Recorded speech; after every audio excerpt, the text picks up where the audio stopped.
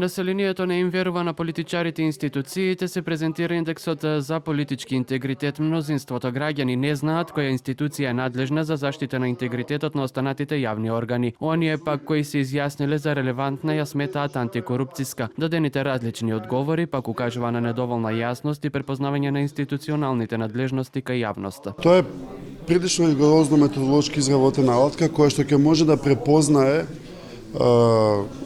јавни изјави и јавни поведенија на носителите на јавни функции, не само за политичарите, туку за она што се нарекува носители на јавни функции или луѓе што разговараат во јавноста од некаква позиција на власт, моќ, дури од позиција на опозиција, како членови на политички партии или раководства, кој што ќе може да препознае, условно кажано, неетичко однесување. Политичката или пак морална одговорност во развиените демократии е норма која што нема поминување, преку тоа додава Ѓоргиев. Преку совети и подршка ќе се обидат да влијаат кај политичарите и јавноста да биде посензитивна во однос на интегритетот. Ние знаеме колку е ниска довербата.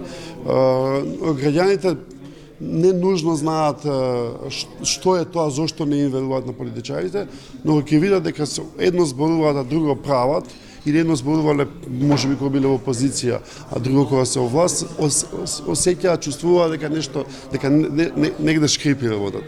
Честноста, угледот, одговорноста се најчестите асоциации за интегритетот на политичарите и институциите. Интегритетот се смета како темел на доброто управување и стратешки и одржлив одговор на корупцијата, кој е од суштинско значење за економскиот, социјалниот, општествениот просперитет на секоја една држава. Народот најчесто се информира на интернет преку социјалните платформи поради брзината, едноставноста и поголемата понуда, но и покрај трендот на намалување најмногу им веруваат на традиционалните медиуми.